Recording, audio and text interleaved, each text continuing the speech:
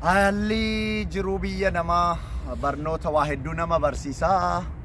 Egaa kanumaan sababeeffachuudhaan obboleewwan keenyaaf dhaamsa tokkoon qaba. Akkam jirtu kabajamtoota, jaallatamtoota, hordoftoota YouTube kooti akkasuma hordoftoota miidiyaa King Laviin karaa TikTokiitiin wal beennu nageenyi koo bakka jirtanutti isin haa qaqqabu jecha dhaamsa tokkoon isinii qaba. Obboleewwan koo biyya keessa jiranuu fi biyyaan ala jiran waa lama sadii namni qabaachuu qaba jedhee namana. Tokkoffaa ilmi namaa osoo biyyaan bahin dura eessa akka deemuu fi maal hojjechuuf akka barbaacha deemu, biyya namaa deeme immoo maal gochuu akka qabu, maaliif akka deemu akka hubatuun barbaada. Inni jalqabaaf inni ani irratti xiyyeeffadhu ilmi namaa osoo biyyaan bahin dura barnoota qabaachuu qaba. Barnoota yeroon isiniin jedhu digirii yookaan dooktareetii yookaan maasterii qofa osoo hin taane ogummaa qabaachuu qaba. Konkolaachisaa ta'uu danda'a, akkasuma makaanikii ta'uu danda'a, akkasuma teeknika ta'uu danda'a, akkasuma information technology ICT dhaan ta'uu danda'a. Namni tokko yoo ogummaa qabaate, yoo barnoota qabaate, Ameerikaas jiraatu, Suudaanis jiraatu, Saawudiis jiraatu, Dubaayinis jiraatu, ogummaa isaatiin barbaadamee hojjechuu danda'a. Garuu ogummaan qabdu, barumsan qabdu taanaan qodaa cabaadha jechuudha. Qodaa cabaa abbuma argetu achi darbatee as darbatee zubaalaa keessatti sigata jechuudha. Ilmi namaa barnoota yoo qabaate namaa wajjin akkaataa itti riileeshinii walii galuu ni beeka. Yoo maallaqa argates maal irratti akka oolchu, maal irratti akka fayyadamu ni beeka. Kanaafuu ilmi namaa inni jalqabaa barnoota barachuu qaba. Akkuma kitaaba Quraana keessatti jedhamu ilmi namaa kan inni nabiyyi keenya irratti sallallahu alaihi wasallam kan inni ergaan duraa dhufe iqraadha jechuudha. Iqraa jechuun maal jechuudha? Baradhu, awwala baradhu jechuudha. Osoo ibaadaatti hin galin dura osoo amantaa biraa yookaan immoo rabbiin gabbaru amantaa keetiin waa gabbaru hin jalqabin dura iqraa. Iqraa jechuun qara'i jechuudha. Jalqaba baradhu jechuudha. Ilmi namaa barumsa hin qabu taanaan argatullee faayidaa hin qabu, dhabullee faayidaa hin qabu, akkasuma immoo biyyaa bahullee faayidaa hin qabu. Kanaafuu obboleewwan koo biyya keessa jirtanus biyya alaa jirtan barnoonni isa jalqabaati. Barnoota mana barumsaatti barattan qofa osoo hin taane barnoota ogummaa konkolaachisaa ta'uu danda'a, teeknika ta'uu danda'a, ogummaa garagaraa ijaarsa manaa ta'uu danda'a, ogeessa waan garagaraa ta'uu danda'a. Kanaaf barumsi baay'ee barbaachisaadha. Inni lammaffaa ijoolleen keenya akka ilmaan Oromootti Oromoon bal'aadha, saba bal'aadha. Oromoon nama guddaadha, maatii guddaadha, qabeenyaan guddaadha, baay'ina namaatiin guddaadha. Garuu rakkoon nuti qabnu rakkoo wal guddisuu danda'uu hin qabnu jechuudha. Orma guddisuudhaaf yeroo hunda wal dorgomna. Garuu wal guddisuu irratti walii keenya aantee taanee wal guddisuu irratti hanqina guddaatu jira. Kanaaf ofitti deebinee walaa ilaallu, walaa guddifnu jira. Kunis barnoota dhabuurraa dhufa. Wal guddisuu dadhabuun, orma guddisuudhaaf wal dorgomuun barnoota dhabuurraa dhufa. Namni barumsa qabu of guddisee wal guddisee ka'eeti gurmoo tokkoon immoo saba biraa guddisee, Afrikaa guddisee, addunyaa guddisa jechuudha. Kanadha. Inni lammaffaa namoonni qabeenya qaban akkasuma immoo barnoota qaban yeroo baay'ee meeshaalee brand jedhamanu kanaaf bakka hin kennan yookaan immoo faashinii hin hordofan. Kanatti nan amana jechuudha. Fakkeenyaaf ani yoon qabeenya qabaadhee jedhe konkolaataa miliyoona 4 bara 2023 bahin bitan.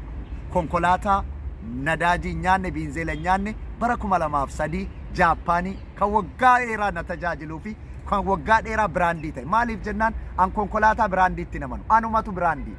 Anatu biraandiidha malee konkolaataa biraandii 2023 bahe 2024 bahu immoo nan bitadha jedhee sammuu kootti namanu jechuudha. Ofii keenya sammuun keenya biraandii ta'uu danda'u qaba. Kanadha. Lammaffaa qabeenya qabnu seeraan itti fayyadamuu qabna. Qabeenyi eessatti bahuu qaba, eessatti bahuu hin qabu, maal irratti bahuu qaba, maal irratti bahuu hin qabu jechuun baay'ee murteessaadha. Dhaamsa koo inni dhumaa ani ijoollee keenya biyya alaa jiranuuf akkasuma biyya keessa jiranuuf qabeenya hin horgattu, hin hojjetatu, garuu maallaqa isaanii akka hin taanetti barreessu. Shamarran keessattuu maallaqa keessan eenyutti akka ergitan, maal irratti akka ergitan, mana bitachuu akka qabdan, konkolaataa bitachuu akka qabdan, akkasuma suuqii banachuu akka qabdan hin beektan. Garuu namatti ergitan hin beektanu jechuudha. Kanaaf namatti ergitanuu fi yeroo kamiin akka ergitan, eenyu irratti akka ergitan sirriitti hordofuun illee barbaachisaadha.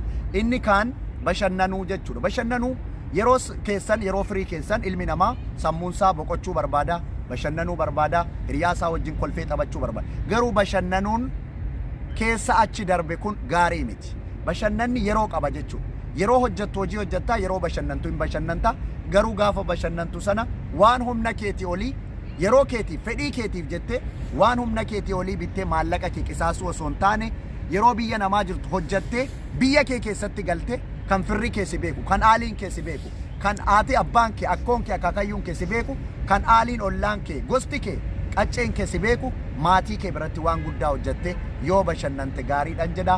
Egaa dubbii isinitti hin dheeressu, gorsa kanarraa akka waa tokko barattanu abdiin qaba. Komantii keessan yuutuubii koo jalatti naa barreessa. Ankiin Gilaavii yuutuubiin koo Fu'ee Laaftuuf jedha. Namoonni maatiin ta'in asumaanuu maatii Fu'ee Laaftuuf ta'a. Sabiskiraayib naa godha. Tokko tokkoon keessaniin komantii keessan nan dubbisa. Komantii keessan naa barreessa. Hanqina jirus, cimina jirus, dadhabina jirus akka gorsaattis yoo komantii jalatti naa barreessitan komantii keessan ilaaleen isinii dabarsa. Asumaanuu viidiyoon koo kun kan bara 2023ti. Happy New Year. Bagattiin isin ga'e baga waliin geenye kan milkii, kan jaalalaa, kan guddinaa, kan tokkummaa nuuf ta'uun isiniin jedha.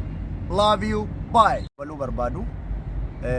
Barri 2022 ilmaan Oromootiif akka Oromoo hundaatti bara gaariin turre.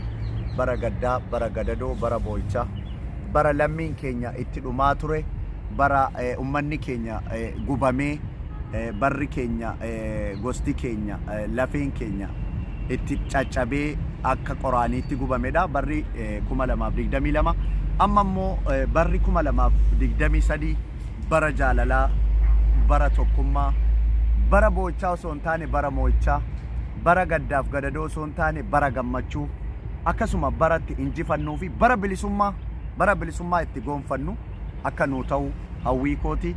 Akkasuma anillee kadhannaa kooti. Hundi keessanuu bara kana keessa ergaanan dhumarratti isinii dabarsu yoo jiraate ilmaan Oromoo, please umurii gabaabduudhaaf jennee waliin jibbuu haa deemnu, walaa jaallannu.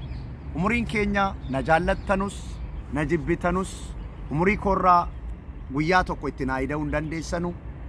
Na jaallattanus naa ida'uu hin dandeessanu, na jibbitanus umurii koorraa guyyaa tokko naa gabaabsuu hin dandeessanu. Kanaaf walaa jaallannu, bakka jirrutti walaa jaallannu. Umurii gabaabduu waggaa 60 caalle, waggaa 63 caalle jennee wal jibbuun seenaan taane ilmoo keenya dhaalchinee dabarsuun wal qooduun kun gaarii miti. Sooshaal miidiyaa kanarratti wanni baay'ataa jiru. Namoonni wanti jarri kaasanii dubbatan kuni waa'een jibbaa, waa'een gandummaa haasa'amu kun arrabni kuni maalirraa dhufa seetan? Dubbiinan jalqaba kaase barnoota dhabuurraa dhufa. Barnoota dhabuurraa dhufa. Namoota barnoota qaban, namoota nama arrabsitan, nama arrabsan argatanii beektu hin jiran. Yoo barnoota maallaqaan bitatan sana taate malee, dooktoreetii maallaqaan bitatan, akkasuma digirii maallaqaan bitatan taate malee, namnoonni barumsa baratan, namoonni sammuun isaanii qaramee dhalootaa wajjin guddatee at least yoo xiqqaate kolleejjii, kaampaasii, sekondarii, preparaatorii galanii ba'an nama arrabsu dhagees argees hin beeku. Namoota an dooktoraa, an piroofeesaraa, akkasuma an injiinara ofiin jedhan osoo hin taane namoonni dhugaadhaan barnoota baratanii ba'an takkaa nama arrabsanii hin beekanu. Namallee qeeqanii hin beekanu. Yoo nama qeeqanillee akkaataa itti nama dubbisan, akkaataa itti namatti himan, akkaataa itti nama sana gorsanu beekan. Kanaaf dhaloonni barate gabrummaarree iddaan buqqisuu danda'a, furmaata rakkootii akkasuma hiyyummaallee dhabamsiisuu danda'a. Kanaaf dubbiinan jalqaba kaase maalidha? Ilmi namaa barachuu qaba. Obboleewwan koo shamarranii dhiiraa ammallee yoo biyyaa baanee jiruun rakkoo taatee biyyaa nu baaftellee yeroon nuti barachuudhaaf qabnu ammallee hin barfanne. Barnoonni arras barnoota, boris barnoota jedhe Dooktor Alii Birraa, rabbiin jannataan qabrii isaa haa qanansiisu. Arras barnoota, boris barnoota. Namni baratee maal akka hojjetu beeka. Gaafa hojjetee argatu eessarratti invest akka godhu beeka. Gaafa investi godhu eessatti akka investi godhu beeka jechuudha. Kanaaf yoom akka bashannanu beeka, yoom akka hojjetu beeka, yeroo kamiin akka ka'ee galee ba'u beeka jechuudha. Yeroo isaatti sirriitti fayyadama jechuudha. Kanaaf haa barannu, barnoonni haa hojjennu, waan hojjennetti immoo sirriitti haa fayyadamnu, wal jibbuu haa dhiifnu. Adaraa obboleewwan koo ilmaan Oromoo wal jaalalaan bilisummaa finna malee wal jibbaadhaan bilisummaan dhufu tokkollee hin jiru jechuudha. jaalala keessa bilisummaa jira. Jaalalli sammuu keetiifuu bilisummaa kenna jechuudha. Ani yeroo kaminuu sammuu koo maalitti namana? Jaalalatti namana jechuudha. Jaalalli yoo hin jirre haadhaaf ilmoon wajjin bulteen kaatu. Haadha manaaf abbaan manaa siree tokkorra wajjin rafanii nagaan hin kaa'an. Jaalalli hin jiru taanaan hirribni hin jiru. Jaalalli hin jiru taanaan maaddii tokkorra nyaata nyaatanii fixuun hin danda'amu. Kanaaf obboleewwan koo dubbii isinitti hin dheeressu, kabajamaa ulfaadhaati. Viidiyoo keenya subscribe godhaa, YouTube koo like godhaa, commentii naa godhaa, share godhaa. Asumaan isin irraa gabaabadhaa, hedduun isin jaalladha. Love you so much Oromoo koo. Bye bye. Thank you.